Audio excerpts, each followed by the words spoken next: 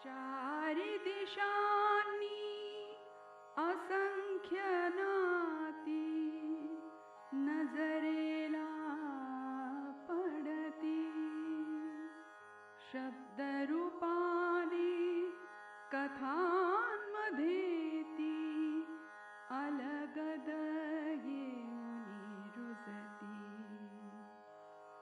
नात्यांमधल्या किती दिसाव्या तरल गुंतागुंती. उलगडू बघता हलक्या हाते गुंगुन जाते मती. गुंगुन जाते मती.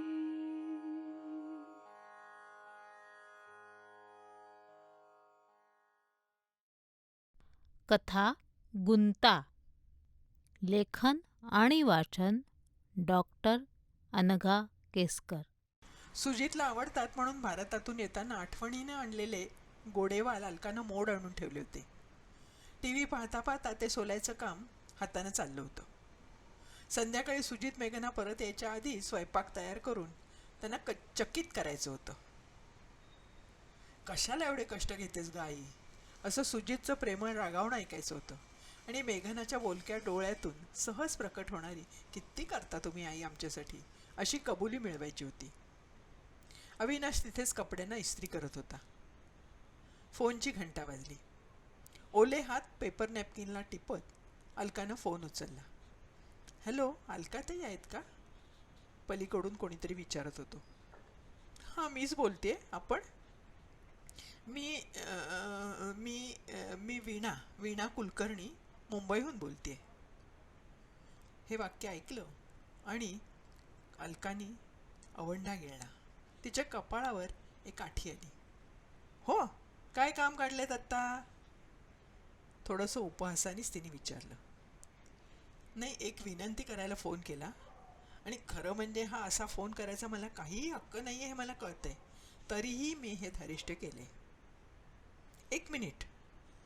रिसिव्हरवर हात ठेवत अविनाशकडे पाहून अलका म्हणाली, माझी विहीणबाईंचा फोन आहे मुंबईहून. अविनाशच्या भुवया आपसूक उंचावल्या. अलका पुन्हा फोनवर बोलायला लागली. काय काम आहे बोला, मी ऐकतेय.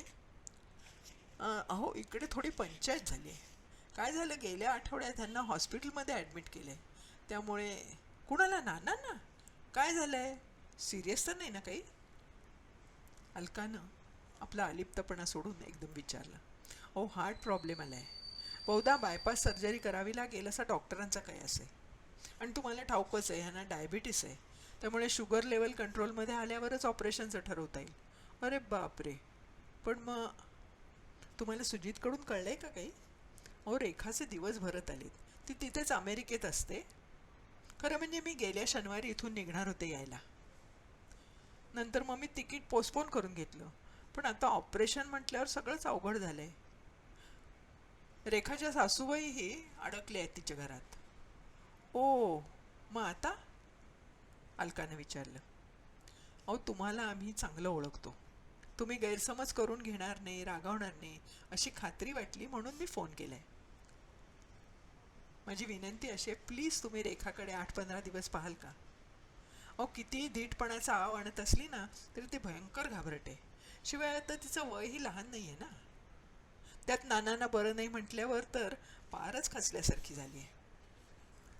वीणाताई तिथून सांगत होत्या. अहो, तुमची अडचण कळली मला, पण असं ऑफ हँड मला काही सांगता यायचं नाही हो. आणि घरी सर्वांना काय वाटतंय तेही विचारायला हवं. आता तर सुजितच्या मेघनाचाही विचार करायला हवा ना. थोड्याशा अलिप्तपणेच अलकानं उत्तर दिलं. एव्हा ना आपलं इस्त्रीचं काम अर्धवट टाकून आणि टी व्हीचा आवाज बारीक करून अविनाश फोनपाशी आला होता. मी बोलतो जरा त्यांच्याशी, असं हाताने खाणाखुणा करून तो सुचवत होता. त्याच्याकडे पाहत अलका फोनवरचं वीणा त्यांचं बोलणं ऐकत होती. वीणा सांगत होत्या, हो, मला कल्पना आहे सगळ्याची, पण याहून वेगळा उपायच मला आत्ता तरी सुचत नाही आहे. आणि व्हिसा प्रकरणामुळे दुसऱ्या कोणाला इथून तातडीनं पाठवणंही शक्य नाही आहे. हो, ते खरं आहे तुमचं. अं, ह्यांना तुमच्याशी बोलायचं आहे जरा, असं म्हणत अलकानं रिसिव्हर अविनाशच्या हातात दिला. धप्प दिशी ती सोफ्यावर बसली. आपल्या नेहमीच्या स्वभावाला न साजेलशा घायकुतेपणाने अविनाशनं वीणाला प्रश्न विचारला. नानांना बरं नाहीये?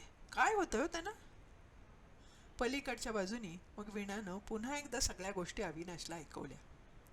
त्रास द्यायचा नैतिक अधिकार नसूनही मुलीच्या काळजीपोटी आपण ही विनंती करतोय हे त्यांनी सांगितलं. त्यांच्या आवाजात दिलगिरी होती. कोणतंही आश्वासन न देता जुजबी बोलून अविनाशनं फोन खाली ठेवला. त्यांनी फोन खाली ठेवला आणि लाया फुटाव्यात तशी अलका टापून बोलायला लागली. मी म्हणते हिला लाज कशी नाही वाटत अशा सूचना आगाऊपणे करायला? समजते कोण होई स्वतःला आणि तिच्या त्या लाडक्या लेकीला? पण हे बोलताना डोळ्यात मात्र पाणी तरळायला लागलं होतं. अविनाश अलकाच्या जवळ येऊन बसला आणि तिच्या हातावर त्यांना थोपटल्यासारखं केलं. अगं, आपण त्यांना सांगून टाकू की हे झेंगट आपल्याला झेपणार नाही आणि आपण असं उत्तर दिलं तर आपल्याला त्याबद्दल कोणी दोषही देणार नाही. पण तू मनस्ताप करून घेऊ नकोस. अहो, मनस्ताप काय, आता 5वीलाच पोचलाय माझ्या. जे कधी स्वप्नातही आलं नव्हतं ते ह्या लोकांच्या पायी आपल्या वाट्याला आलं. आत्ता कुठे त्या धक्क्यातून सावरून आपण निश्चिंत होतोय, तर आता हे. आणि मला सांगा, त्या मेघनानं हे सर्व काय ऐकून घ्यावं? काय वाटेल तिला? अलका धुसफुसली. हे बघ, आपण आज रात्रीच त्यांना कळवून टाकू, आपल्याला जमणार नाही. पण आधी सुजितच्या कानावर घालायला हवं. कशाला? त्याची परवानगी कशाला विचारायची आहे त्यात? त्या बयेनं सुजितवर ही वेळ आणली तरी म्हणे वी आर स्टील फ्रेंड्स. मला नाही, या मुलांचं काही समजतच नाही. अगं, असं होतं तर मग वीणाताईंना तू स्पष्ट म्हणून नाही म्हणून का नाही सांगितलंस? मला वाटलं की तुला खरंच विचार करायला सवड हवी आहे, म्हणून मी काही हो नाही बोललो नाही. हो नाही कसं म्हणणार? वीणा नानांशी आपलं एका शब्दाने तरी कधी काही वाकडं आलंय का? रेखाच्या हटवादीपणामुळे घटस्फोटापर्यंत वेळ आली, पण तिनंही आपल्यासाठी काय काय केलंय ते मला विसरता येत नाहीये. जी काही 2-2.5 वर्ष ती आपल्या घरी होती तेव्हा किती मिळून मिसळून वागायची. शिवाय असं म्हणून अलका बोलता बोलता थांबली. तिला आठवलं, अलकाचा डायबिटीस नुकताच डिटेक्ट झाला होता. त्यावेळी रेखानं किती धीर दिला होता, समजावलं होतं. डोसेचं प्रमाण जुळेपर्यंत जो त्रास झाला तो सगळा रेखानंच निस्तरला होता. हायपोग्लोसेमियाने चक्कर येऊन अलका पडली तेव्हा अविनाश फिरायला गेला होता. धावाधाव करून अलकाला रेखानं हॉस्पिटलमध्ये पोचवलं होतं. पुढे कित्येक दिवस या प्रकाराची अलकानं धास्ती घेतली होती. तेव्हा तर सगळं घर सांभाळलं होतं रेखाने. हे सगळं अलकाला आत्ता या क्षणी प्रकर्षाने जाणवलं. कळवळून अलका म्हणाली, पण आपल्या सुजितपासून अट्टहासानं वेगळ्या झालेल्या रेखाचं बाळंतपण तिच्या नवऱ्याच्या घरी जाऊन मी करू? कसं होईल? लोक काहीही सुचवतात. रागावू नकोस तू, आणि मी त्यांची बाजू घेतोय, त्यांची वकिली करतोय असंही समजू नकोस. पण तू वीणा त्यांच्या जागी असतीस तर तू काय केलं असतंस? असा चान्स घ्यायचा मोह तुला नसता झाला? अविनाशनं विचारलं. नक्कीच झाला नसता, अलका ताडकन म्हणून गेली. पण लगेच खालच्या आवाजात तिनं कबुली दिली, कदाचित मीही हेच केलं असतो. तशाही अवस्थेत तिने एवढी प्रांजल कबुली दिल्यामुळे अविनाश गहिवरला. त्याच्या गळ्याजवळचा गोळा वर खाली झालेला दिसला. हो ना, मग आता थोडा विचार करून मग ठरवू. तू थोडा वेळ पडतेस का आत? वालाची सालं आणि वाल असलेलं ताट अलकाच्या हातातून घेऊन अविनाशनं तिला उठवलं आणि बळे आतल्या खोलीत नेऊन निजवलं. मोठ्या कष्टानं कायम मनात ढकलत नेलेला सुजित रेखाच्या फसलेल्या लग्नाचा विषय अलकाच्या डोक्यात गडद रंगछटा घेऊन उभा राहिला. खरं म्हणजे अलकाला किंवा अविनाशला दोघांनाही रेखा प्रथम दर्शनी तशी सून म्हणून फारशी आवडली नव्हती. तिच्यात आपल्या सुजितनं एवढं काय पाहिलं हे त्यांना कधीच समजलं नव्हतं. त्याच्या कॉलेजच्या मित्रमैत्रिणीत रेखापेक्षा चुणचुणीत कितीतरी मुली होत्या. त्यांच्याऐवजी या सुमार रूपाच्या आणि एककल्ली स्वभावाच्या रेखाला त्यानं जोडीदार म्हणून निवडलं होतं.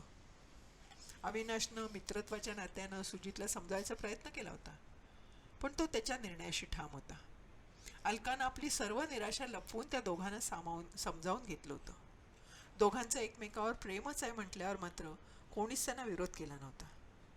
त्याचा त्यांना पहिल्या 2 वर्षात पश्चातापही झाला नव्हता. एकमेकात गुंग असलेल्या त्या जोडीला पाहणं हा त्यांच्यासाठी एक आनंद सोहळा होता.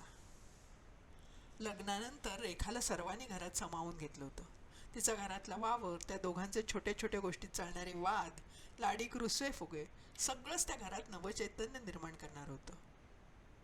लग्नानंतर 4च महिन्यात रेखाला कंपनीनं प्रोजेक्टवर अमेरिकेला पाठवायचं ठरवलं. त्यावेळी दोघेही जरा खट्टू झाले होते, पण तेव्हा अलकानंच दोघांची समजूत घातली होती. रेखाच्या गैरहजेरीत पुन्हा नव्यानं सड्याफटिंगाचं बंधमुक्त आयुष्य जगताना नाही म्हटलं तरी सुजितला प्रथम मजा वाटली होती. पण 3 महिन्यांसाठी तिथे गेलेल्या रेखाचा मुक्काम जसजसा वाढत चालला तशी त्याची कासाविशी वाढायला लागली होती. त्याच दरम्यान चॅटिंगचा उपयोग गुलूगुलू गोष्टी करण्यासाठी जसा त्यांनी केला, तसाच एकमेकावर डाफरत भांडण्यासाठी भरपूर केला. सुजितच्या बोलण्यातून, मूडमधून त्याची कल्पना अलकाला येत असे. मग अचानक सिलिकॉन व्हॅलीतल्या एका मजबूत कंपनीकडून सुजितची निवड झाली. त्याची प्रयाणाची तारीख ठरेपर्यंत रेखा प्रोजेक्ट संपवून परत आली होती. जे काही 3-4 आठवडे दोघांना एकमेकाबरोबर घालवायला मिळाले होते त्यात त्यांचं छान चाललं होतं. निदान अलका अविनाशला तरी तसं वाटलं होतं. सुजित बरोबरच रेखानं डिपेंडंट व्हिसावर जावं असं सुजितला मनातून वाटत होतं. त्यांना तसं अनेकदा बोलूनही दाखवलं. पण आता रेखाला तिचं करिअर किती महत्त्वाचं आहे हे प्रकर्षानं जाणवायला लागलं होतं. शिवाय तिला स्वतःच्या हिमतीवर तिथं नोकरी मिळवून जायचं होतं.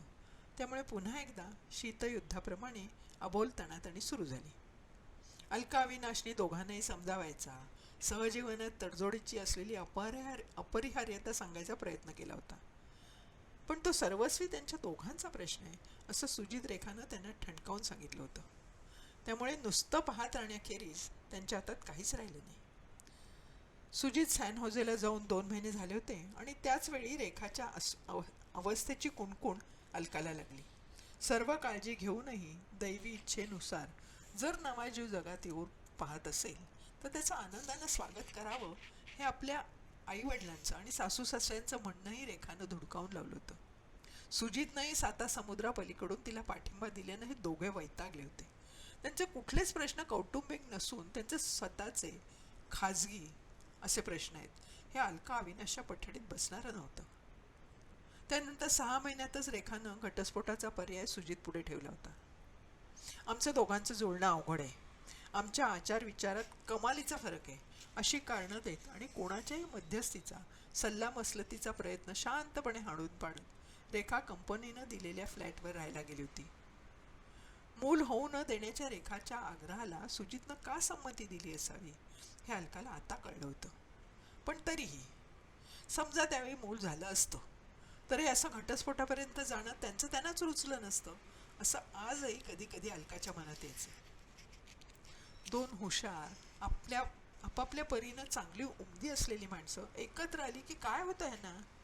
का नाही ती एकमेकांची जुळवून घेऊ शकत? तसा विचार केला तर दोघेही उथळ नाहीत. त्यांची काही तत्त्व आहेत.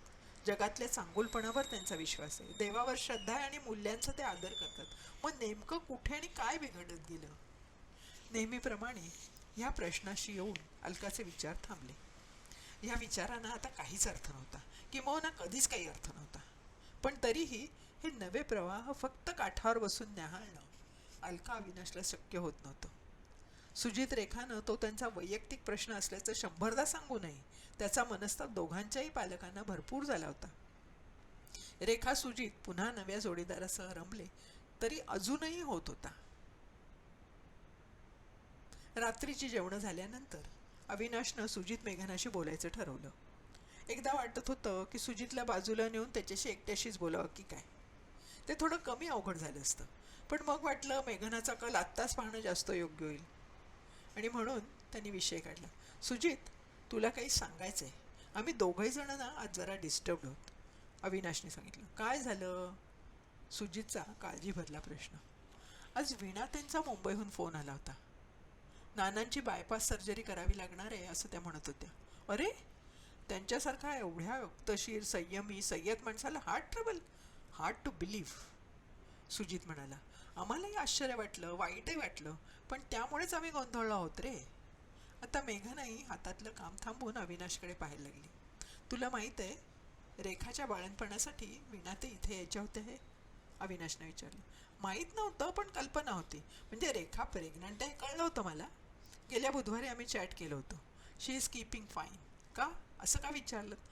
नाही, वीणा त्यांची थोडी चमत्कारिक परिस्थिती झाली आहे. रेखापाशी कोणीतरी असावं असं त्यांना वाटतंय आणि त्यात चूक काहीच नाही, नाही का? अविनाशनं विचारलं. हो, नॉर्मली अशा वेळेला कोणीतरी आई सासू जवळ असते, पण हे सगळं तुम्हाला फोन करून सांगायचं काय कारण? अरे, तिच्या सासूबाईंना काही कारणाने येताच येत नाही. व्हिसा प्रॉब्लेममुळे चटकन कोणाला पाठवणं शक्य नाही. शिवाय एकदम इतक्या दूर 11th आवरला कोण येणार रे? अविनाश हळूहळू त्यांचीच बाजू मांडत होता. आणि मग पुढे अलका म्हणाली, वीणाताई म्हणाल्या की मी जर थोडे दिवस तिच्यापाशी जाऊन राहिले तर तिला खूप आधार वाटेल म्हणे. तब्येतीची गोष्ट आली की ती किती घाबरटे तुला ठाऊकच आहे. शिवाय नानांचं ऐकल्यापासून तिचा धीरच सुटलाय. या अशा वेळी मूळ मुद्दा अलकानं सांगून टाकला. 2 मिनिटं मेघना आणि सुजित दोघंही गप्प झाले. खरं म्हणजे आता तुमच्याशी तिचा काय संबंध आहे? तुमच्याकडे काहीही मागण्याचा त्या कोणालाच काही अधिकार नाही. तुम्हाला राग आला असेल आणि केवळ मला काय वाटेल म्हणून तुम्ही गप्प असाल तर आपण या विषयावर पुढे बोलायलाच नको. तुमच्यावर कोणतीच सक्ती नाही. तुला काय वाटतं मेघना? सुजितने विचारलं. एक एक शब्द तोलून मापून बोलत तो मेघनाशी बोलत होता. मेघना म्हणाली, आईंना त्रास होत असेल तर असं काहीही करायची आवश्यकता नाही. तसा तिचा आणि आपला कोणाचाही आता काडीचाही संबंध राहिलेला नाही. सुजितनं रेखाला स्पष्टच विचारलं की आपली कोणी लागते म्हणून आपण काही करायचा प्रश्नच येत नाही. आईला काय वाटतंय ते आपण तिला नंतर विचारू, पण तुला काय वाटतंय ते सांग. म्हणजे समजा आईनं रेखाच्या मदतीला जायचं असं ठरलं तर तुला हर्ट झाल्यासारखं वाटणार आहे का? सुजितनं रेखाला स्पष्टच विचारून टाकलं. नाही, एक्झॅक्टली तसं नाही. तो आईंच्यातला आणि तिच्यातला प्रश्न आहे. त्या तिच्या मदतीला गेल्यानं मला काहीच तोशीस पडणार नाही आहे. अपमानास्पदही वाटणार नाही मला, किंवा अजूनही त्यांना तिचाच पुळका येतोय असंही वाटणार नाही. मात्र मी तिच्या जागी असते तर मी अशा या व्यवस्थेला मान्यता अजिबात दिली नसती, मेघना म्हणाली. It's very difficult to put yourself in the situation. कदाचित अगं त्यावेळी काय वाटतं ते आपल्याला तर्काने नाही जाणता येत. रेखाला जे काही आम्ही ओळखतो त्यावरून तिलाही ही अशी अरेंजमेंट कधीच आवडली नसते, हो की नाही आई? रेखाची बाजू आपण हिरिरीनं म्हणतोय असं वाटू न देता सुजितनं आईचं मत विचारलं. हो, ती खूप स्वाभिमानी आहे, अगदी नको इतकी. एरवी माझं तिचं व्यक्तिशः कधीच कुठं खटकलं नाही, पण शेवटी मात्र माझं तिला सारखं सारखं समजावणं आवडत नव्हतं. त्यामुळे एकमेकींना लागेल असं खूप बोललो आहेत आम्ही एकमेकींना. आता ह्या अशा परिस्थितीत माझी मदत घेणं तिच्या इगोला मानवणारच नाही आहे, अलकानं म्हटलं. समजूतदारपणाकडून कडवटपणाकडे आणि शेवटी तटस्थपणाकडे झुकणारं ते बोलणं होतं. कडवट हसून मेघना म्हणाली, तुम्ही सर्वांनी तिला किती ओळखलं होतं ते शेवटी कळलंच ना तुम्हाला. तरी तुम्ही थांबा, मला वाटतं ही सूचना किंवा विनंती म्हणू आपण. वीणा त्यांच्याकडून मुंबईहून आली. रेखाला कदाचित यातलं काहीच ठाऊक नसेल. बोलणं थोडं वेगळ्या वाटेनं चाललंय अशा भीतीनं अविनाशनं अंपायरची भूमिका घेत हस्तक्षेप केला. शक्य आहे, पण मुद्दा असा आहे की आईला किंवा तुम्हाला काय वाटतंय? तुम्हाला जावंसं वाटत असेल तर माझं काही म्हणणं नाही. मला काय वाटेल असा अंदाज घेऊन त्याप्रमाणे आईनं वागायची काहीही गरज नाही. तिनं काहीही ठरवलं तरी मला असं किंवा तसं काहीही वाटणार नाही आहे. मला वाटतं मेघनानेही तिच्या या बाबतीतलं मत क्लिअर केलं आहे. अरे, ह्युमॅनिटेरियन ग्राउंड्सवर आणि पूर्वीचे ऋणानुबंध लक्षात घेऊन अलकानं जायला हरकत नाही असं मला वाटतं. खरं भांडण तुझं आणि रेखाचं होतं, तुम्ही ते विसरलात. मग आम्ही कशाला पूर्वीचा कडवटपणा धरून बसायचं? आपले अण्णाच असं मत मांडतायत ह्यावर सुजितचा क्षणभर विश्वास बसेना, पण त्याला त्यांची भूमिका पटली, आवडली. मग त्याने आईला विचारलं, आई तुलाही असंच वाटतंय का? अरे, परक्या देशात आपण एकमेकांच्या उपयोगी पडायला हवं. जसं आपण आपल्या स्नेह्यांच्या बाबतीत वागलो असतो तसंच इथे वागायला हवं असं मला वाटतं. मला अजिबात त्रास होणार नाही असं नाही, पण त्यासाठी माझी मानसिक तयारी आहे. अलकानं अंतिम मत दिलं. ठीक आहे, मी रेखाला फोन करतो, तिला काय म्हणायचं ते बघूया, मग मुंबईला त्याप्रमाणे कळवू. लगेच सुजितनं रेखाला फोन लावला. नानांच्या नियोजित ऑपरेशन बद्दल बोलत असताना तिकडून रेखाचा रडवेला आवाज यायला लागला. एखाद्या जवळच्या मित्राप्रमाणे सुजित इकडून तिची समजूत काढत होता. आज तुझ्या मॉचा फोन आला होता मुंबईहून. तुला काही कल्पना आहे त्याविषयी? सुजितनं विषयाला हात घातला. फोन करू नको असं मी किती वेळा तिला म्हटलं होतं, पण तिनं ऐकलेलं दिसत नाहीये. रेखा जरा चिडूनच म्हणाली. तुला काय वाटतं, आईनं तुझ्या सोबतीला तिथं यावं की येऊ नये? सुजितनं विचारलं. अरे त्यांनी माझ्याकडे येऊ नये असं मला कधीच वाटणार नाही, पण ह्या अशा कारणासाठी त्यांना बोलवावं, अर्थात त्यांच्या हा चांगुलपणाचा गैरफायदा घेणे असं मला वाटतं.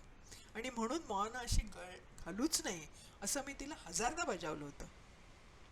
पण यावेळी तुझ्या माने तुझा निर्णय मानलेला दिसत नाहीये.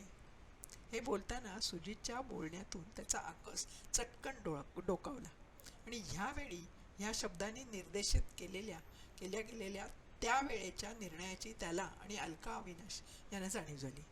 घटस्फोट घ्यायचाच म्हणून रेखा आटून बसली होती. त्यावेळची रेखाच्या मॉने घेतलेली अलिप्त फिलॉसॉफिकल भूमिका आज मात्र टळली आहे.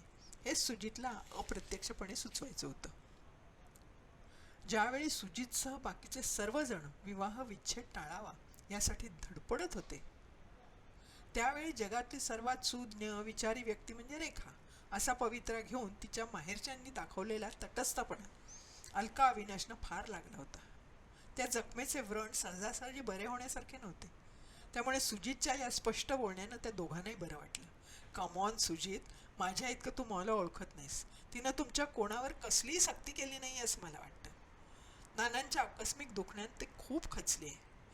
नानांनाही माझी तिथे जास्त काळजी लागली आणि म्हणून ती तुम्हाला अप्रोच झाली. रेखानं तिच्या आईची बाजू मांडली. हे सगळं मला माहिती आहे, पण तुला स्वतःला जर आईने येण्याची आवश्यकता वाटत असेल तर तिची यायची तयारी आहे असं तिनं आणि अण्णांनी ठरवले. पण तुला जर तिनं येण्याची गरज वाटत नसेल तर केवळ तुझ्या आईच्या विनंतीसाठी ती येणार नाही. Is that clear? सुजितनी परखडपणे म्हटलं. Yes, I know. मी नर्वस तर झाले आहेच, शिवाय अजूनही आमची इथे फारशी ओळख पाळखी झालेली नाही. इथे तसाही कोणाला कोणासाठी वेळ नसतो. माझ्याजवळ त्या असल्या तर नानांना आणि मलाही निश्चित वाटेल. नानांना आणि मलाही निश्चिंत वाटेल. That is more important than anything else at the moment. What's the bottom line? सुजितनं विचारलं. Does it mean that you want her to be with you? आणि शशांकचं काय म्हणणं आहे? त्याच्या घरच्यांनाही पटणार आहे का? आईशी तिकडे कोणीही वाईट वागले, अर्थातच आम्ही दोघं जण त्यांच्याशी घरच्यासारखं वागू, कसलेही पूर्वग्रह न ठेवता. सगळ्यांनाच खूप चमत्कारिक वाटतं रे, पण त्यांची यायची तयारी आहे का? रेखानं विचारलं. तुला तिचा स्वभाव माहिती आहे. तुझ्याबद्दल तिला काय वाटतं, किती वाटत होतं हे तुला माहिती आहे. मला वाटतं तुझ्या मालाही ते ठाऊक आहे, म्हणूनच तुम्ही आईशी असं बोलू शकतात. मी त्यांच्याशी बोलू? त्यांच्याकडे फोन देतोस? रेखानं विचारलं. सुजितनं अलकाकडे फोन देत म्हटलं, रेखाला तुझ्याशी बोलायचं आहे. हॅलो रेखा, तू कशी आहेस? अलकानं औपचारिकपणे विचारलं. मी ठीक आहे, तुम्ही कशा आहात? ठीक. इकडे आल्यामुळे तुम्हाला थोडा मनस्ताप होईल याची मला कल्पना आहे, म्हणूनच मला खूप अवघड वाटते. तुम्हाला त्रास होईल असं मी किंवा शशांक कधीच वागणार नाही. त्यालाही या सगळ्या गोष्टी चमत्कारिक वाटत आहेत, पण वेळच अशी आली आहे ना. तुम्हाला खरंच यावं असं वाटतंय का, की प्रेशराईज झाल्यासारखं वाटतंय? रेखानं अलकाला विचारलं. अगं, प्रेशराईज होण्याचा प्रश्नच नाही आहे, पण तुला माझी गरज आहे की नाही यावर माझं येणं न येणं अवलंबून आहे, अलकानेही परखडपणे उत्तर दिलं. रेखाकडून सगळं वधवून घेतल्याखेरीज अलकाला बरं वाटणार नव्हतं. शिवाय उगीच नंतर कोणी काही म्हणायला नको. मला तुमच्या येण्याची गरज आहे, मला खूप रिलीव्ड वाटेल. याल का तुम्ही? रेखानं विचारलं. हो, जरूर येईन. अगं, 2-3 आठवड्यांचा तर प्रश्न आहे. तिराईतालाही अशा वेळेला आपण परक्या देशात मदत करतो. तू तर... एवढं बोलून वाक्य अर्धवट सोडलं अलकानं. मग शनिवारी मी शशांकला घ्यायला पाठवू? आणि तुम्ही दोघे इथे आलात तरी आम्हाला आवडेल. नाहीतरी सुजित मेघना बाहेर पडल्यावर अण्णा एकटे पडतील घरी. बघते ते काय म्हणतायत ते. केव्हा आणि कसं यायचं ते सुजित बरोबर तुम्ही ठरवा. शशांक, रेखा आणि सुजितनं मिळून ठरवल्याप्रमाणे शनिवारी शशांक अलका अविनाश या दोघांना घ्यायला आला. आपल्या माजी सुनेच्या आजी नवऱ्याशी कसं बोलायचं आणि वागायचं असतं याचं दडपण त्यांच्या मनावर होतं. किती नाही म्हटलं तरी सुजितशी त्याची तुलना करून पाहायचा मोह त्यांना होणार होता. सुजितची काडी मोड घेऊन त्या टिकोजी रावामध्ये रेखाने एवढं काय शोधलंय, आणि सुजितमध्ये नसलेलं असं या शशांकमध्ये तिला काय सापडलं, असे प्रश्न अलकाच्या मनात होते. त्याची अविनाशला पूर्ण कल्पना होती.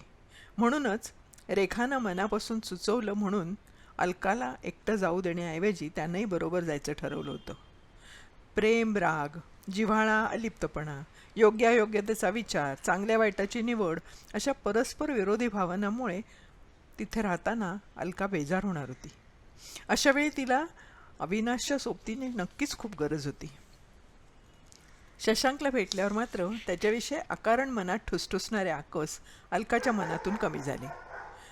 त्या दोघांपेक्षाही शशांक जास्त बावचळला होता.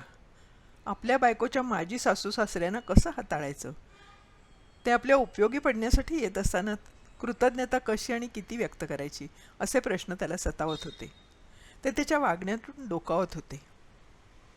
त्यांच्या घरी पोचायला 2.5-3 तास लागणार होते. त्या तिघांमध्ये कमजोर का होईना पण एकमेव धागा होता, आणि तो म्हणजे रेखा. आणि आज ती त्यांच्यासोबत नव्हती. अलका, अविनाश दोघांनाही शशांकची अवस्था समजली आणि वातावरणातला ताण कमी करण्याचा ते निकराने प्रयत्न करायला लागले. संभाषण कौशल्य पणाला लावून शशांकही वाटेतल्या ठिकाणांची माहिती सांगत, अविनाशला त्याच्या व्यावसायिक आयुष्याविषयी विचारत आपल्या परीनं प्रयत्न करतच होता. रेखाला दिलेली अपेक्षित तारीख, डॉक्टर, हॉस्पिटलचं घरापासूनचं अंतर, शशांकची रजा, ह्या गोष्टीवर बोलून झाल्यावर शशांकनं त्या दोघांना विचारून मराठी भावगीतांची सीडी लावली. संभाषण चालू ठेवण्याचा सर्वांच्याच मनावर आलेला ताण मग आपोआप ओसरला. गाडीची चाहूल लागल्याबरोबर रेखा बाहेर आली. बंगल्याच्या दारात अवघडलेल्या अवस्थेत उभ्या असलेल्या रेखाला पाहून अलकाच्या हृदयात एक बारीक कळ आली.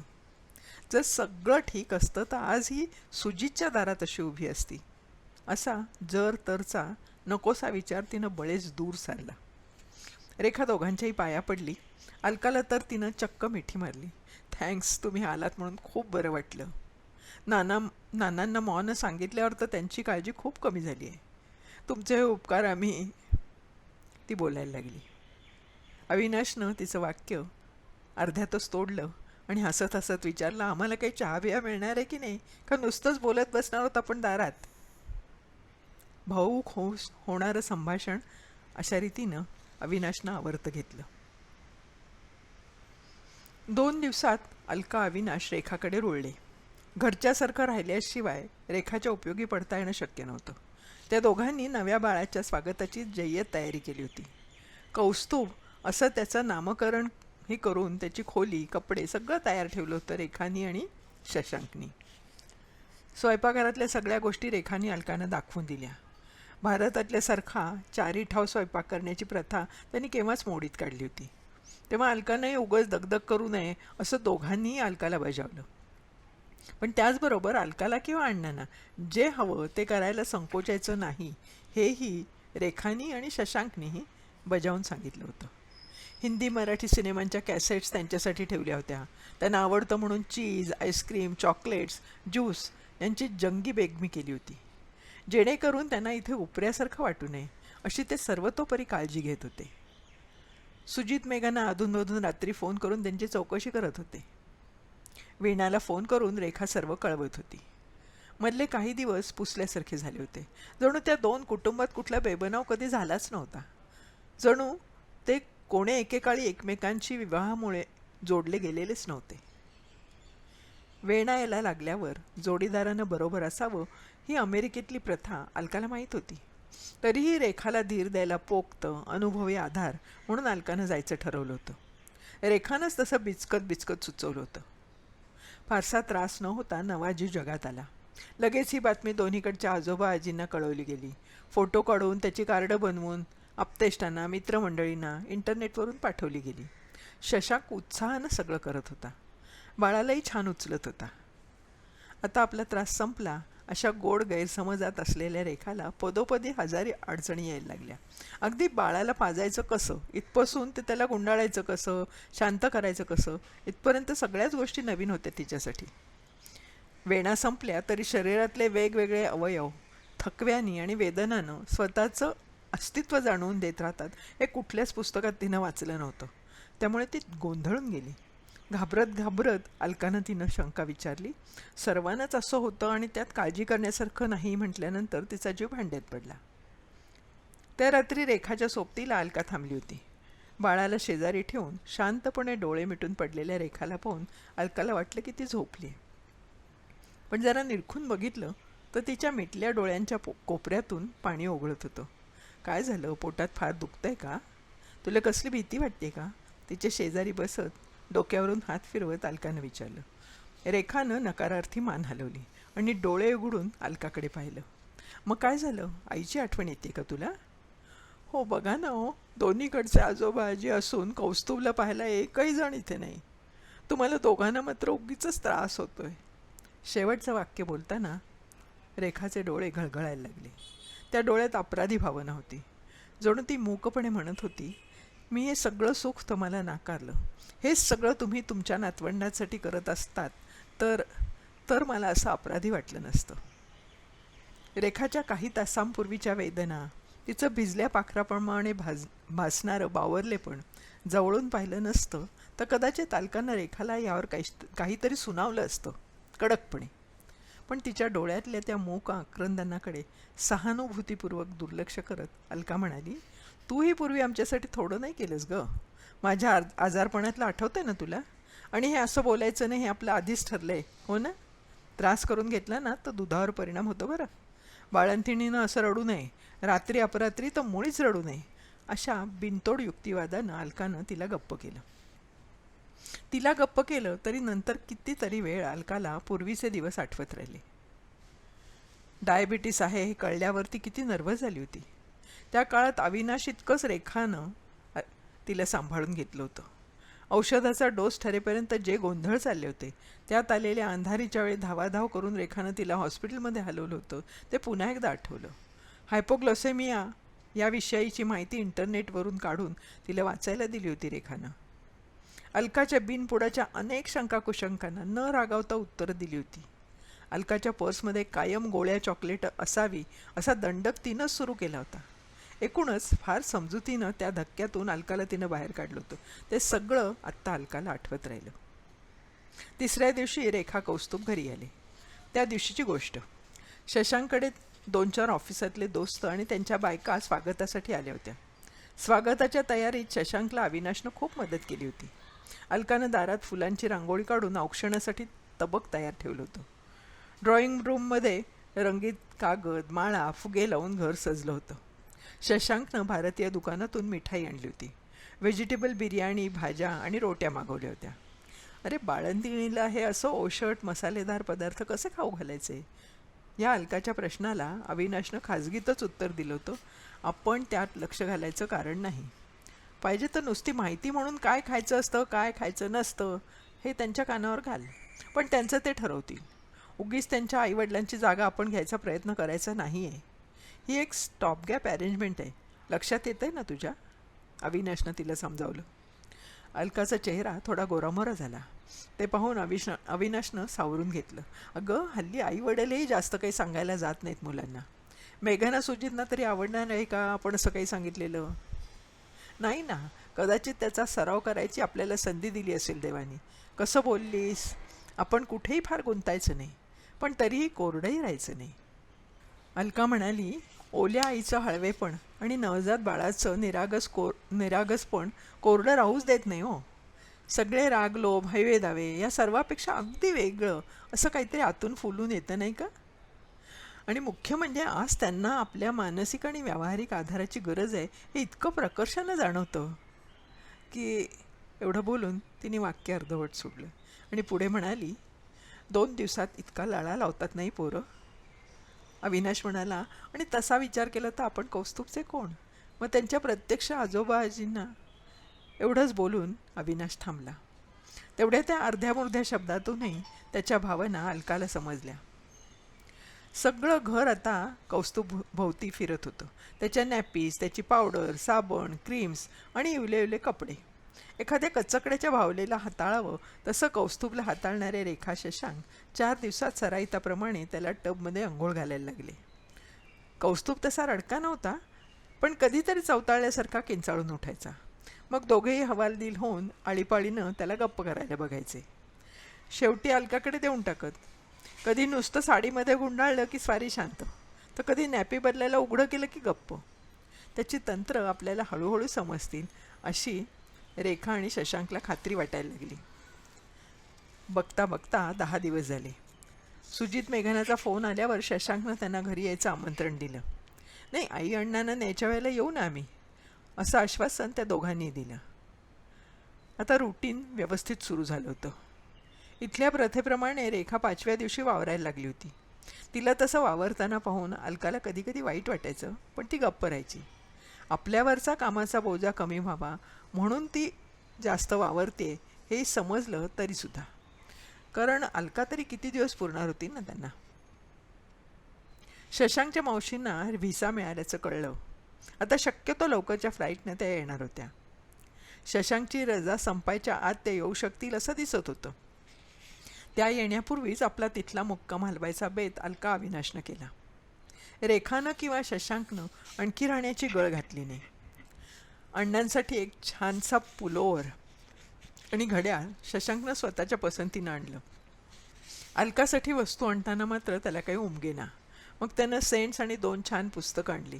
पुस्तकावर लिहिलं होतं कौस्तुभकडून अण्णा आजोबा आणि अलका आजी यांना. ठरल्याप्रमाणे विकेंडला सुजित मेघना त्यांना न्यायला आले. येताना कौस्तुभसाठी खेळणी कपडे घेऊन आले होते ते. त्याचं व्यवस्थित जमेल तसं कौतुकही केलं त्यांनी. जेवताना इकडच्या तिकडच्या गप्पा झाल्या. सॉकर आणि बेसबॉलविषयीचं अमेरिकनांचं प्रेम हा चेष्टेचा विषय होता. मात्र क्रिकेट टेनिसवर बोलताना तिघं पुरुष रंगून गेले. उगीच कोणालाही गोंधळल्यासारखं वाटू नये म्हणून निरोप समारंभ फारसा रेंगाळू द्यायचा नाही असं सर्वांनी स्वतंत्रपणे स्वतःशी ठरवलं होतं. कोणाही एकाचं भाऊक होणं सर्वांनाच महाग पडणार होतं. त्यामुळे उसन्या खेळकरपणानं शशांकनं सर्वांना निरोप दिला. कौस्तुभ म्हणतोय तुम्हाला पुन्हा यायचं आहे सर्वांना, त्याच्या बारशाच्या वेळी तुम्ही नक्की सगळे यालच, असं म्हणत शशांक रेखा नमस्कारासाठी त्या दोघांच्या पायाशी वाकले. सुखी राहा आणि कौस्तुभला नीट सांभाळा असा आशीर्वाद आपसूक दोघांच्याही तोंडून बाहेर पडला. मेघनानं सासूबाईंची बॅग उचलली. सुजितनं फिर मिलेंगे म्हणून शशांकशी हस्तांदोलन केलं आणि रेखाकडे पाहून मानेनच जातो असं म्हटलं. अण्णांची मोठी बॅग व्हील्सवरून ढकलत तो गाडीकडे निघाला. त्याच्या पाठोपाठ अलका आणि अविनाशही गेले. आपल्या घरी आल्यावर त्या दोघांना अगदी मोकळं वाटलं. रात्री सुजितचं कॉम्प्युटरवरचं ब्राउझिंग संपलेलं पाहून एखाद्या अट्टल ॲडिक्टप्रमाणे अलका ईमेल चेक करायला बसली. 2 दिवसात तिला मेल पाहायला सवडच झाली नव्हती. तिनं पासवर्ड भरला आणि पाहिलं तर देवयानीची, तिच्या खास मैत्रिणीची मेल आली होती. इनबॉक्समध्ये तिचं नाव पाहून अलकानं एक मोकळा श्वास घेतला. आपल्या नेहमीच्या चिरपरिचित वातावरणात परत आल्याची जाणीव पुन्हा एकदा तिला झाली. बोला बाईसाहेब असं म्हणून तिनं मेल वाचायला सुरुवात केली. तिकडच्या उकाड्याविषयी तिनं थोडी तक्रार केली होती. पावसाला दडी मारल्याबद्दल शिव्याशाप दिले होते. नंतर मित्र या नव्या नाटकाचं कौतुक केलं होतं. सकाळमधलं परीक्षण वाचल्यापासून ते नाटक बघायचं अलकानं ठरवलं होतंच. शेवटच्या परिच्छेदापाशी येऊन अलका सावध झाली. देवयानीने म्हटलं होतं, काल मी सॅटर्डे क्लबच्या आपल्या ग्रुपमध्ये गेले होते. तुझा नवा पराक्रम आता सगळ्यांना समजला आहे. मागच्या शनिवारी त्यावर बरीच चर्चा झाली असावी असं मला वाटतं. त्या दिवशी मी हजर नव्हते ना, त्यामुळे मुक्तकंठानं त्यावर उहापोह झाला असणार. मोहिनीकडून मला कळलं की काही जणींच्या मते स्वतःची वेगळी सुंदर प्रतिमा करण्याच्या आणि ती जपण्याच्या तुझ्या हव्यासापायी तू असा विचित्र निर्णय घेतलास. नीलाक्षीने घरी परत येताना मला ते ऐकवलं. मी मात्र कोणालाच सांगू शकले नाही की it was just like you. You couldn't have behaved otherwise. एकंदरीत मंडळी तुझ्या निर्णयानं फारशी खुश दिसत नाही आहेत. ते असो, पण तुझा रेखाकडचा मुक्काम कसा काय झाला आहे? फार त्रास होतोय का? ती आणि तिचा नवरा तुझ्याशी कसे वागतायत? खूप एम्बॅरेसिंग वाटते का गं सगळ्यांना? I hope you didn't have to repent for your decision. देवयानीच्या मेलमधला एवढा भाग अलकानं पुन्हा पुन्हा वाचला. काय बायका आहेत या! कुणासाठी मी प्रतिमा बनवते आहे? या असल्या लोकांच्या दृष्टीनं माझी किंमत वाढावी यासाठी मी असं वागेन? या असल्या आणि एवढ्या कारणासाठी कोण स्वतःला एवढा ताप करून घेईल? नशीब देवयानीला नाही तसं वाटलं. रेखाकडे न जाता चिडले असते, अडून बसले असते, अद्वा बोलले असते, तर या लोकांना हायसं वाटलं असतं. वीणाताईंनी आणि रेखानं मला झक्कत मदतीला बोलवलं, पण मी जाम गेले नाही असं सांगत सगळीकडे मी फिरले असते तर यांना बरं वाटलं असतं का? कम्माल आहे बाई ह्या बाईंच्या निर्लज्जपणाची असे शेरे देता आले असते मग त्यांना. त्यांच्या मनातल्या चौकटीतल्या प्रमाणे मी वागल्याने त्यांना समाधान झालं असतं का? या आणि असल्या विचारात अलका घडलेली असताना सुजित आला. आई, कुणाची मेल आहे? काही विशेष आहे का? त्यांनी विचारलं. अरे देवयानीची. विशेष असं काही नाही, पण विशेष नाही तर मग तुझा चेहरा का असा पडलेला? सुजितनं विचारलं. अरे आमच्या ग्रुपमधल्या बायकांचं डोकं कसं चालेल काही सांगता येत नाही. मी रेखाकडे गेले ना तिच्या अडचणीच्या वेळी त्यावर मुक्ताफळं उधळणं चाललं आहे तिकडे. It's none of their business. तू त्यांना स्पष्ट सांगत का नाहीस? त्याने विचारलं. मी इथे आहे ना. हे हे हे त्यांना केव्हा आणि कसं सांगू मी? शिवाय तुला माहिती आहे तिकडे anybody's business is everybody's business. विसरलास का तू हे? आपल्याकडे ना चायला लोकांना उद्योग नाहीत. मला इथल्या लोकांचं हेच आवडतं. Nobody bothers about your personal matters. बरं, काय म्हणतायत तुझ्या मैत्रिणी? मैत्रिणी कसल्या रे? त्या आमच्या सॅटर्डे क्लबच्या बायका. म्हणे मला स्वतःची वेगळी इमेज जपायची हौस आहे आणि म्हणून मी रेखाकडे गेले. कसली डोंबलाची इमेज? कोणासाठी बनवायची ती? ह्या असल्या बायकांसाठी? अलका म्हणाली. पण तिनं अनपेक्षित असं सुजितच्या तोंडून वाक्य बाहेर आलं. या बाबतीत त्यांचं रीडिंग बरोबरच आहे. सर्व लोकांनी तुला चांगलंच म्हटलं पाहिजे असा अट्टास का गं तुझा? इतर चार चौघांसारखं तुला वागायला आवडत नाही का? तुझं वागणं इतरांपेक्षा नेहमी वेगळंच असलं पाहिजे. Why can't you be like many others? सुजितच्या बोलण्यातून व्यक्त होणारं त्याचं मन पाहून अलका खलास झाली. ह्याच अर्थाचे पण वेगळे भाव व्यक्त करणारे देवयानीचे शब्द तिला आठवले. वेगळाच गंध आणि रंग घेऊन ते आले. ते म्हणताना देवयानीच्या चेहऱ्यावरचे भाव कसे असतील, आवाजातले चढ उतार कसे असतील, हेही आत्ता अलकाला इतक्या दुरून जाणवलं. देवयानी मला समजावून घेऊ शकते, तसा माझा पोटचा मुलगा का नाही समजून घेऊ शकत? या विचारापाशी गाडी पोचली तेव्हा सुजितनं तिला भानावर आणलं. हॅलो हॅलो, तुझं लक्ष आहे का माझ्या बोलण्याकडे? तो विचारत होता. अलकाच्या मनात आलं, लक्ष देण्यासारखं काही बोलतोयस का तू? पण तिने तसं म्हटलं मात्र नाही. देवयानीच्या मेलमधलं आठवलं काहीतरी एकदम. आता बोल तू, मी ऐकते ना, ती वरकरणी म्हणाली. रेखानं आणि तिच्या मानं तुला पुरतं ओळखलंय, म्हणूनच त्यांनी ही गेम टाकली तुझ्यावर. सेल्फ रायचसनेसचा तुला सोस आहे ते त्यांनी ओळखलंय आणि म्हणून त्यांना हे धाडस करावंसं वाटलं. त्यांचा तो विश्वास किती बरोबर होता हे तू तुझ्या निर्णयानं सिद्धही केलेस. Of course I have no complaints about it. ह्या वाक्यानं त्यांनी आपला शेरा थांबवला. रिअली? मनात नसतानाही अलकानं छद्मी प्रश्नानं लेकावर प्रतिहल्ला चढवला. मग तोही उसळून आला. काय म्हणायचंय तुला? तू काहीही केलंस तरी मला आणि मेघनाला काहीही फरक पडणार नाहीये हे मी आधीच स्पष्ट केलं होतं. सुजितचा चढलेला आवाज आणि चिडका चेहरा पाहून अलका भानावर आली. खरं म्हणजे तिच्या मनात बोलण्यासारखं खूप खूप होतं, पण ते सगळं मनात दडपून सुजितची मनस्थिती बिघडू द्यायची नाही म्हणून आणि मेघनापुढे चर्चा नको त्या दिशेने जायला नको म्हणून तिनं आपला रोख बदलला. आवाज काबूत आणत ती म्हणाली, अरे मागचं सगळं विसरून खुल्या मनानं एकमेकांच्या स्वतंत्र व्यक्तिमत्वाचा आदर करायचा हे तुझ्याकडून तर आम्ही शिकलोय. मला ते जमत नव्हतं तेव्हा केवढी लेक्चर्स ऐकली आहेत तुझ्याकडनं आणि तुझ्या अण्णांच्याकडनं. आता कुठे ते मला आचरणात आणता येतं आहे. पाहिजे तर अण्णांना विचार. एवढ्यात अविनाश आणि मेघनाही बहुतेक त्या दोघांचा आवाज ऐकून खोलीत आले. दोघांचे प्रश्नांकित चेहरे पाहून सुजित म्हणाला, काही नाही, आम्ही आपली तात्विक चर्चा करत होतो.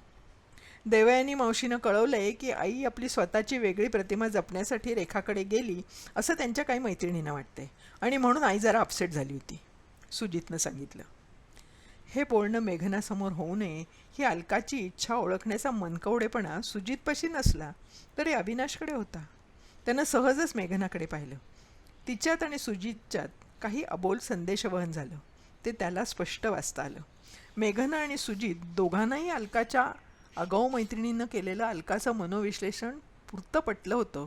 तशी सविस्तर चर्चाही त्यांच्यात झाली असावी हे उघड होतं. अलका, तू आपले सगळे कपडे आवरून ठेवलेस ना? मला माझा निळा चौकडीचा शर्ट दिसत नाही आहे गं, बघतेस का जरा? वादग्रस्त विषयापासून, चर्चेचा ओघ आणि वाद होऊ घातलेल्या स्थळापासून अलकाला दूर नेण्याच्या दृष्टीनं अविनाशनं विचारलं. पण अविनाशचा तो उद्देश तिच्या लक्षात आला नाही. चौकडीचाच तो शर्ट आत्ता ह्यानं कशाला हवा आहे असा विचार सणकन तिच्या मनात आला. तिच्या त्रासिक चर्येवरून तो दिसलाही. अहो, देते ना शोधून थोड्या वेळाने. मला सांगा, तुम्हालाही वाटतंय का की एवढ्या एका कारणासाठी आपण रेखाकडे गेलो होतो असं? अजिबात नाही. आपण का गेलो हे आपल्याला ठाऊक आहे. घराच्या वळचणीला किंवा पंख्यावर पक्षी घरटी बांधतात. त्यांच्या त्या तात्पुरत्या निवाऱ्यात पिलांना जन्म देतात. त्यांच्याविषयी आपल्याला 8 दिवसात प्रेम वाटतं. अगं, मांजराच्या पिल्लांनी हैदोस घातला तरी त्या पिल्लांची आणि त्यांच्या आईची आपण आठवणीनं बडदास्त थेटतो. ते कोणत्या नात्यानं? अविनाश त्या तिघांना उद्देशून शेवटचं वाक्य म्हणाला. खरं म्हणजे अविनाश आणि अलकाच्या दोघांच्याही मनात विचारांची विलक्षण दाटी झाली होती. भावनेच्या भरात तोंडून असं काही जायला नको की ज्यामुळे मेघनासमोर जुन्या पाण्या गोष्टी आणि त्यातून झालेल्या जखमा उघड्या पडतील. म्हणून मनातले अस्ताव्यस्त विचार संयमाच्या चाळणीवर घालत निवडक आणि निरुपद्रवी गोष्टी अविनाशनं बोलून टाकल्या. मात्र अलका हे भान फार वेळ सांभाळू शकेल याची त्याला खात्री वाटत नव्हती. आणि त्यावर उपाय म्हणजे आपल्या खोलीच्या एकांतात तिला लवकरात लवकर न्यायचं आणि तोपर्यंत चुचकारून हलक्या फुलक्या विषयाकडे बोलणं न्यायचं. पण हे प्रयत्न अविनाशला करायला लागले नाहीत, कारण मेघनाच हसत सांगायला लागली, आमच्या घरी ना मागे एक छोटंसं लंगडणारं कुत्र्याचं पिल्लोल होतं, अगदी स्वीट होतं. आईबाबांची भांडून मी त्याला 2 दिवस सांभाळलं होतं घरात. नंतरसुद्धा कितीतरी वेळ ती तो किस्सा अगदी तपशीलवार सांगत राहिली. तिनंही हे संभाषण जाणीवपूर्वक चालून ठेवलं होतं की न कळत निरागसपणे ती बोलत होती, राम जाणे. मात्र त्यामुळे एक झालं, वातावरणातला ताण निवळला आणि अविनाशनं सुटकेचा निश्वास टाकला. तोपर्यंत सुदैवानं अलकाई शांत झाली होती आणि अविनाशची धडपड कशासाठी चालली आहे हे तिच्या लक्षात आलं. इतक्यात फोनची घंटा वाजली. सुजितनं कॉर्डलेस उचलला आणि कॉलर आय डीवर पाहत म्हणाला, आजीचा फोन आहे. आजीला तिकडून फोन ठेवायला सांगून त्यांनी तत्परतेने इकडून तिला फोन केला. थोडा वेळ सुजित आजीशी इकडच्या तिकडच्या गप्पा करत राहिला. मग अलकाला म्हणाला, घे बोल आजीशी. पण अलकाच्या हातात त्यानं फोन ठेवण्यापूर्वी मध्येच अविनाशनं तो घेतला आणि म्हणाला, मी जरा अगोदर बोलून घेतो, चालेल ना? आणि फोन घेऊन तो खोलीच्या दिशेने चालायला लागला. साहजिकच पाठोपाठ अलकाई गेली. झाल्या प्रकाराबद्दल मोकळेपणानं बोलायची सुजित मेघनालाही संधी मिळावी हा आणखी एक हेतू अविनाशच्या त्या कृतीमागे होता. सासूबाईंच्या तब्येतीची जुजबी चौकशी करून त्यानं फोन अलकाकडे दिला. अलका, तू कशी आहेस? आईनं तिथून विचारलं. ठीक आहे की. का ग काय? अगं, तुला काय जरूर पडली होती रेखाकडे जायची? तिच्या अडचणी तिने नसत्या का सोडवल्या? अगं, सुजितचा संसार मोडून ती खुशाल निघून गेली तेव्हाच ती आपल्याला मेली, परकी झाली. नुसतीच परकी नाही तर आपल्याला त्रास देणारी, आपल्या घराण्याचा अपमान करणारी, म्हणून ती आपली वैरीण आहे. आणि तिच्यासाठी हे असं धावून जाणं म्हणजे स्वतःच्या मनस्तापाला आमंत्रण देण्यासारखं आहे. म्हणून म्हटलं की कशी आहेस? ठीक आहे ग, तू काळजी नको करूस. तू जे काय म्हणतेस ना ते तुझ्या दृष्टिकोनातून अगदी ठीक आहे. पण असं एक कुलाभिमान, तू आम्हाला मेलीस, आम्ही तुला मेलो, हे असे पवित्रे घ्यायचा काळ आता मागे पडलाय ग आई. हो का? मग आता कसला काळ आला आहे? आपल्याच पूर्वीच्या सुनेच्या नव्या संसारात जाऊन तिचं बाळणपण करण्याचा? मला तर ना काही वेळा तुमचं दोघांचंही काही कळत नाही. आता अविनाशरावना मी काय म्हणणार? जावई माणूस तो.